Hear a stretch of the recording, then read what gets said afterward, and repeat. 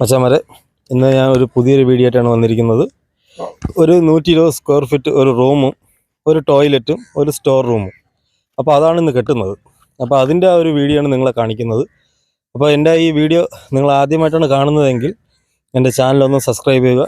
ആ bell button കൂടി enable ചെയ്താൽ ഞാൻ ഇടുന്ന ഓരോ വീഡിയോയുടെ നോട്ടിഫിക്കേഷൻ നിങ്ങൾക്ക് വരുന്നതായിരിക്കും. ഈ വീഡിയോ നിങ്ങൾക്ക് ഇഷ്ടപ്പെട്ടാൽ തീർച്ചയായിട്ടും നിങ്ങൾ ലൈക്ക് ചെയ്യണം, സപ്പോർട്ട് ചെയ്യണം.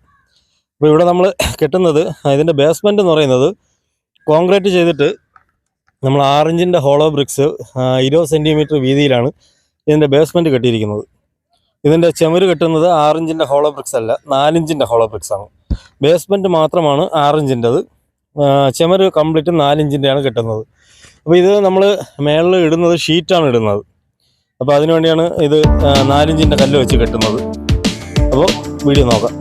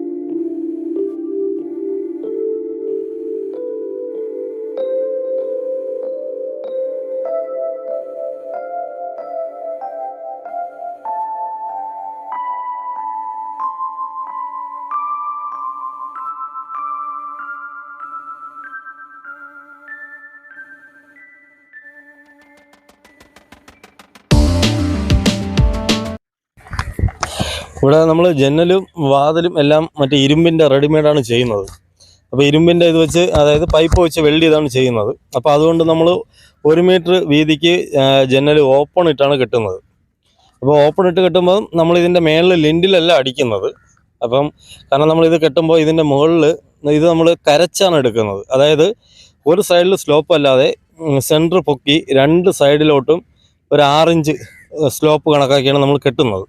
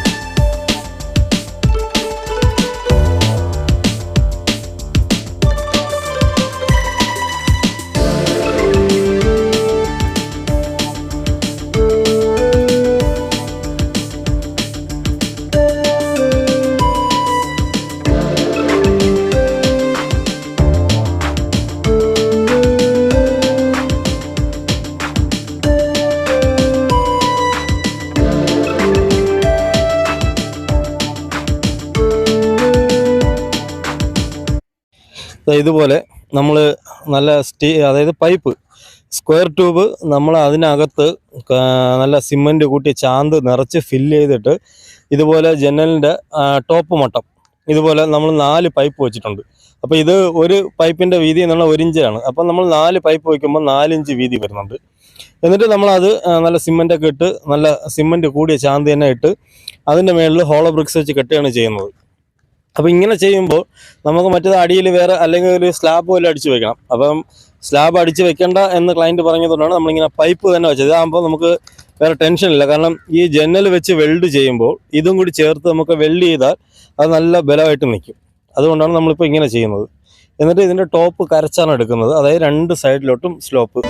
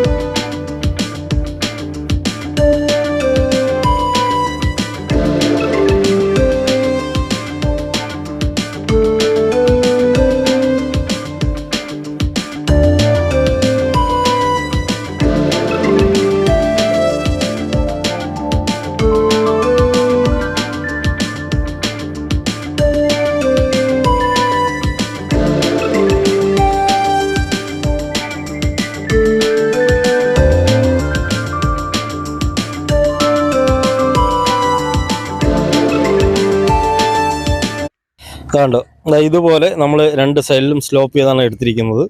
ഇപ്പോൾ ഏകദേശം നമ്മൾ കെട്ട് കംപ്ലീറ്റും ഫിനിഷ് ആയിട്ടുണ്ട്. അപ്പോൾ ഇങ്ങനെ വരും. ഇതാണ് ഡോറ്. ഇത് ഡോറാണ് വരുന്നത് സ്റ്റോർ റൂമിലെ. പിന്നെ ഇത് റൂമിനകത്ത് കയറാനുള്ള ഡോറ്.